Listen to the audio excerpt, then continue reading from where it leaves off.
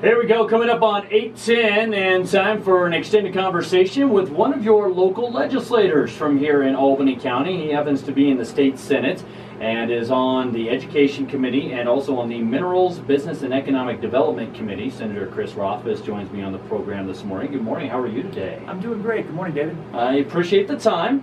We are getting ready. You're inside of a month. Do you guys count down like we're counting down to Christmas or the New Year? Or? It sort of all blurs together in the last month. There's so much activity. We have new legislator training. We have to finalize management council decisions, get our caucus organized, and so it's all ready. So not really, yeah, not really a countdown to the actual. So new members get officially sworn in on January 7th. Then the session begins the 8th. Governor-elect Gordon will give his State of the State on the 9th and basically run through the end of February, possibly to March 1st for this big, long general session. And I want to get into some big topics, but as I mentioned, you are on the Education Committee and on the Minerals, Business, and Economic Development Committee. Let's start education-wise. Yeah. Always a hot-button topic. You and I have talked about this in the past. What are we doing in terms of education spending versus cuts? So let's start there. What's going on with Senator Coe, who's the chairman, plus Senator Ellis, Senator Hutchings, Senator Landon, and you? What are you guys talking on this Education Committee, as well as your partners from the House side, the Joint Education Committee? What's the big topic and conversation like right now? The conversation and topic will probably still revolve around budget once again this year, as it has in the past. Our revenue projections are better than they were the last time we met. We had this October CREG, which projected substantially increased revenues for the state. That should ease things nicely, but now you look at oil prices, and the oil prices are plummeting, so I don't know what we'll see when we see the January CREG, which is an update of that forecast. My expectation is our revenue will go down a little bit, but not as bad as perhaps it had been in the past. So the debate will focus on, do we cut further education spending? Do we come up with new revenue, because we're still short on revenue? We still don't have enough revenue to pay in the long run for our education budget. So really the focus will remain on how do we pay the bills for this high quality education system that we have. Obviously, you know that's what I support, is finding a way to pay the bills, because we've got a tremendous education system in the state. Others don't agree, others want to see cuts. So that'll be the key focus, and to maintain the constitutionality of the budget right now for education, we have to give a very small increase in the budget, a little less than 2%. So right now, the Education Committee made that recommendation of a 2% external cost adjustment, is what we call it. It's like a cost of living adjustment, basically, is what we're used to. The Joint Appropriations Committee forwarded that recommendation, and the governor accepted that recommendation and included it in the budget. So right now there's a tiny little increase in the education budget, but we'll see what happens. That's been a big fight. Obviously there was a big cut 2 years ago.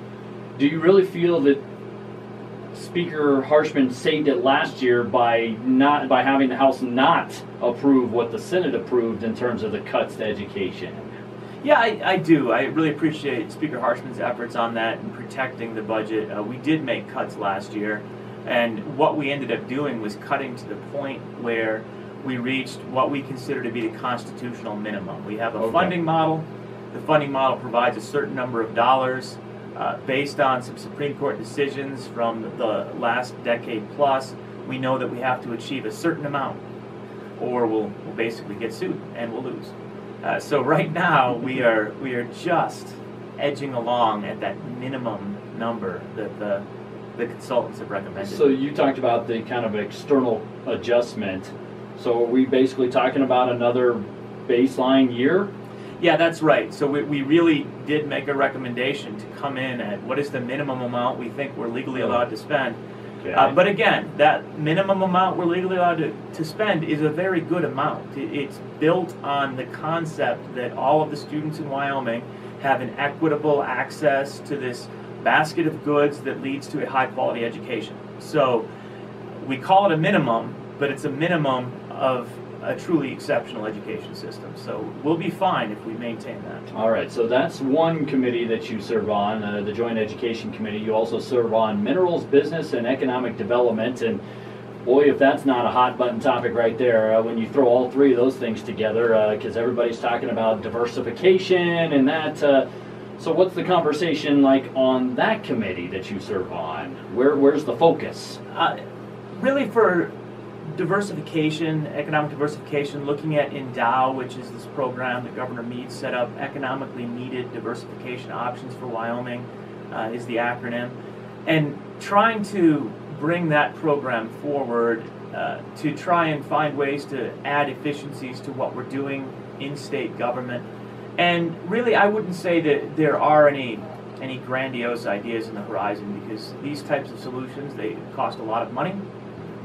We are at a limited budget at this point in time still, so we're not bringing forward anything that I think is as aggressive as it should be. The one exception is some of the legislation related to blockchain that we've been working on. I'm on a task force that was put together along with Representative Lindholm, Senator Driscoll, and Representative Olson to study blockchain initiatives, blockchain technology, and make Wyoming's statutes sort of forward-looking and very 21st century. And those are coming through the Minerals Committee, a few of those bills. Okay, speaking of blockchain, that's kind of a hot button topic, but maybe some people aren't clear on exactly what that is and how it could impact in a positive way the Wyoming economy. Because we hear things out of the University of Wyoming, and they've had some different things that have gone on with some of their gatherings, and people talk about a lot of. What exactly, can you break this down for the layman here in terms of what exactly this is and how it could positively impact the state of Wyoming going forward? Absolutely. It's a very new technology and people don't understand it. I'll say this and then explain the concept. It's a distributed digital ledger, and it's very secure. So what does that mean? A ledger, you think back to a bank ledger where you've got a series of transactions on a piece of paper. That's old school. It gets signed at the bottom, and nobody ever deletes anything from that. You always just line things out if there's errors. So there was a whole tradition in keeping that secure. Well, that doesn't work as well anymore. So we need something more modern, and blockchain is a list of transactions at its core. But it does more than that, because the distributed aspect of it means we're going to have a lot of different copies of this in different places, and that's going to provide security because somebody can't just go in and change one of them. And then it's further secure because each transaction, each block of transactions, you can think of that as a page on your ledger. Each page on the ledger gets encrypted in a way that the encryption outcome, it's called a hash, just like what you eat for breakfast, a little hash. Okay. That entry is unique to the page, and it goes as the first entry in the next page. So if you change anything in the past, it screws absolutely everything up. There's no way you can change even one number, one bit, at any point in the previous blockchain without everyone knowing and without seeing. Okay. So as a result, it's this great technology that allows you to register transactions of any kind in a way that is secure and is provably to have occurred at a certain point in time, which is really what we do in business. Banking, right? Banking transactions, real estate transactions, any type of thing where you want to track money or goods or property moving from place to place. This is the perfect system, and it's secure and it's distributed. It doesn't rely on one entity. It relies kind of on this consensus group. So people confuse it, or shouldn't confuse it, but with Bitcoin and cryptocurrencies. The concept there is cryptocurrencies like Bitcoin are an implementation of this blockchain technology. Okay. So there's all sorts of problems right now with Bitcoin. You see its price going up and down, and I wouldn't recommend anybody right now put a bunch of money in Bitcoin. That would not be my first recommendation.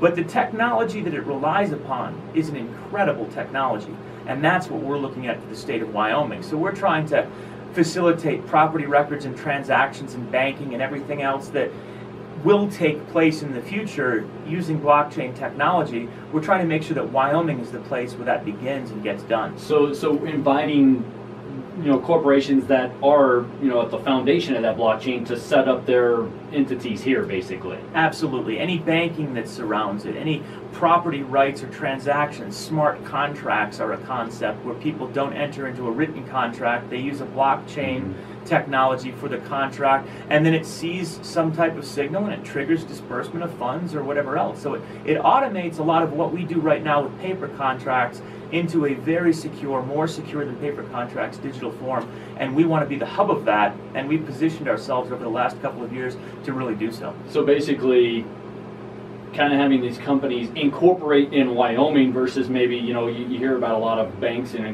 Delaware, or somebody's incorporated in California. You want these companies to base everything they do out of Wyoming. That's right, and that's happening. Last year we passed several bills, and we've been working on a series, I think 7 more bills this legislative session from the task force, and it's attracted a lot of attention. It's the first time I've been at committee meetings where people have flown in from across the world, not just from driving down from Cheyenne to Casper or something along those lines. We had folks from New Zealand, hedge fund people from Los Angeles. It was a very different atmosphere in our task force committee meetings. Well, let me ask you this. Will that pay off, do you think, for the future of Wyoming? I think in the long run it will, but we've talked about this before. We can't just diversify the economy. We have to diversify the revenue structure for the economy. So while we're doing all of this diversification, we don't have a tax structure that would benefit from it in any way. And I know that as I'm working hard on this blockchain diversification, that if we do that and that alone, it won't make $1 for the state of Wyoming. It'll make a lot of money for a lot of people, and there will be some happy Wyomingites as a result of it, but the state of Wyoming will continue to suffer because we don't have an appropriate tax structure. So we're still talking about how we can do that. Okay. All right. We're going to take a quick time out here, take a pause in our conversation with Senator Rothfuss, and we're going to come back and we're going to talk about some more broad things that are going on and what he kind of anticipates in the upcoming legislative session starting January 8th officially of 2019. It's Let Me Live on KOWB. All right, we're back here at Let Me Live on KOWB, continuing. It's 8:24 on a Thursday, and thankfully has some time to take out of his schedule to visit with me. Senator Chris Rothfuss is in studio. So we've talked about what you guys are focusing on. Part of that second committee you're on is minerals. How is the mineral industry doing in Wyoming from your perspective and from what you guys are discussing on the committee right now? Because obviously we've seen, I think, a little bit of, as you talked about, prices have come back. Now they've slid back down a little bit. How has that impacted what we're looking at from an economic standpoint in the state? Right now, we really are counting heavily on oil as what's going to float the budget in Wyoming, and so when the prices got up to around $70 a barrel, it made a big difference, and there was more drilling, more activity. There is more activity certainly in Wyoming over the last couple of years, and it's still ramping up, so we've got a positive outlook on production and volume, and we are hopeful that price will be maintained. We're a bit of a unique state in that, right? The rest of the country wants oil prices low because gas prices go low, gasoline at the pump. In Wyoming, I want $150 a barrel. you want $4 a gallon gas? Is what you're telling me?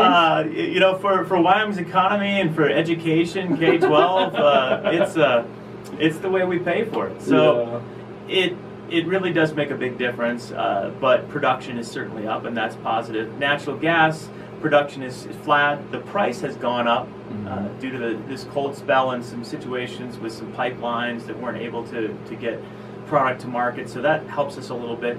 But coal continues to just be in its steady decline, and I don't see a lot of probability of increase in the future on that, either in price or in volume, unless we dramatically increase exports, and obviously we've got a lot of challenges there. Yeah, no doubt about that. Anything else from a business economic standpoint you guys are talking about on the committee before we kind of go broad here a little bit? No, I think that's probably good for now. All right, let's talk about the general session. What are your expectations here as we get ready for the session next month?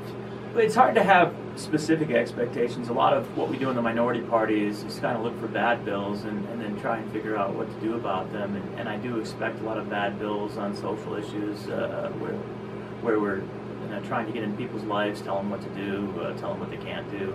And I think that'll be a substantial amount of time in the upcoming session. But hopefully we'll spend more time on the policies that really make a difference to people in their everyday lives. And one area where I'd like to see some better policy is on healthcare.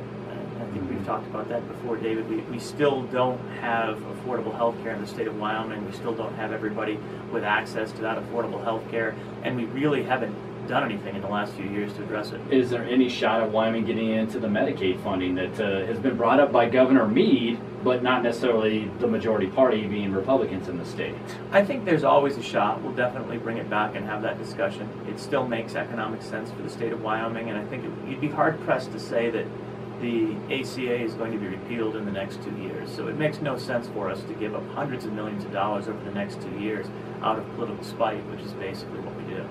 And so that would help our economic situation from the budget standpoint when you're talking about a few $100 million. Right. Let's see. Governor-elect Gordon, do you expect a lot of changes from what we've seen with Governor Meade in the last 8 years to what we get with Governor-elect Gordon? And I guess also, well, let's start there. Let's start with that question. I don't think so right away. Okay. I think that the way we structure the timing with the session coming immediately after the election, it's a little bit awkward, honestly, and what ends up happening is that first term. It's pretty hard for a governor to define anything new, an incoming governor, because the budget is mostly already done. Okay. And that's where they'll do a lot of their work. So I would expect this session to see things relatively stable compared with Governor Meade's policies. But we'll see what his priorities are. You know, Governor-elect Gordon is a good friend. We've known each other for quite a while now, probably a decade, and I look forward to working with him. Well, and you know, it's not like he hasn't been around the state government here in the last 8 years, serving in the treasurer's office. So he, I would imagine, has an idea of what to expect. Do you have anything that you kind of anticipate hearing from him in his State of the State address coming up on January 9th? No, obviously he's been focused heavily on the finances of the state and on investment policy. I think that'll still be a priority to him moving forward as he transitions into the position of governor for the state. So we've had obviously positive outcomes in recent years with regard to our investment revenue. But when you look forward, it isn't a rosy future for investments when you start looking at large-scale investing, and it is an area that I have a great deal of concern. We rely heavily on income from our investments to pay for the state's budget, probably too heavily at this point, and for us to be confident of that as the alternative, the diversification of our revenue relative to minerals, puts us on two very shaky footings for paying for things. You're not making our listening audience sound very confident in what direction we're going here right now. But I think you speak a lot of truth. Now, a few other things. Anything new on the horizon? I brought you on back in May. We talked a little bit about Wyoming. Start talking more a little bit about gambling and getting into that sports gambling market to get a little bit of piece of the $1 billion, the $500 billion worldwide pie. Is there anything in that regard? And I bring that question kind of back to us because we had Attorney General Michael kind of issue a statement. I mean, do we see any expansion in that regard to try and help out? So the Joint Appropriations Committee did a little bit of work on gambling, and I think what they're recommending is a gambling commission is what's coming forward as a piece of legislation that will have broader purview and be able to make recommendations. So it won't, to my understanding, that legislation doesn't add anything to the legalization of new concepts, but will provide oversight. So when you couple that with the sports betting decision that was made by the courts, and you look at some of the discussions and problems that we've had with is it gambling or is it not, that the machines, was looking at, I think that will at least provide a focal point for that discussion. And I don't know whether anybody's going to bring individual bills during the session. We'll see those pop up pretty soon related to this topic. But it wouldn't surprise me at all if someone brings something to further clarify is it or is it not gambling, which I think would help. An AG opinion is not fully definitive. I don't know if listeners understand that. That is an opinion, and the courts have the final say on it. So law enforcement may go with what the AG says, but unless it's challenged in court and there's a specific decision, it's still a little bit up in the air. Okay, all right. Just curious about that. Anything else that you see from Bill's perspective or major topics that this session needs to address right now? We've got some good work on criminal justice reform going on as well, and I'm looking forward to seeing that. I hope we end up passing a few of the bills, a few of the concepts. We're trying to address our prison population through better performance and efficiency rather than just building new prison beds. Okay. There's always that option. You can always just build more prisons, but it turns out that's ridiculously expensive and not particularly effective at preventing crime. So the Judiciary Committee has been working on some good legislation there, and that's something that we can make some very positive changes for the public with. Real quick before I let you go, tax increases. What's the talk out there, or is this a dead on arrival as you start the session again here? And I only bring that up because last year we talked and you were not surprised. You basically told me that everything wasn't going to pass, none of the tax legislation was going to pass, so why even waste the time discussing it? So where are we at here a year later, knowing we're still in the same budgetary crunch? I think we'll have serious tax discussion this time. The proposal that will serve as a bit of a compromise is to try and broaden the tax structure without increasing the tax load. That's what is getting a little bit of traction, and it may then result in some positive change. So what that means is we add new taxes, but we cut existing taxes to offset the amount. That doesn't solve our problems, but it makes some people happy, enough people that perhaps we can pass that. And one of the things I would like to do, if we can do that, is then give some flexibility back to cities, towns, and counties to pass their own taxes, right? We control all of that at the state level to a degree of micromanagement that just drives our communities crazy. If we could release the hold on that a little bit after we've cut some taxes and then give that authority to the communities, that would provide a lot of additional flexibility where, we can choose better about what the appropriate taxes are for our community, and they'll be different from Torrington or Sheridan or Jackson, and that's reasonable, but we don't do it that way. All right, well, just some major things, food for thought. I appreciate your time as always. Have fun if you can, as much as you can in the legislative session that starts next month. I appreciate the time. One thing I will say is if anybody does have any concerns, if they're following legislation, please feel free to contact me. Either give me a call or drop me an email. What is the best way to contact you? Either of those two things. And my cell phone's on the website, so that's not a challenge to find, but an email is usually easier to get during the session and read through. All right, appreciate the time as always. Thank you again. Absolutely, thanks.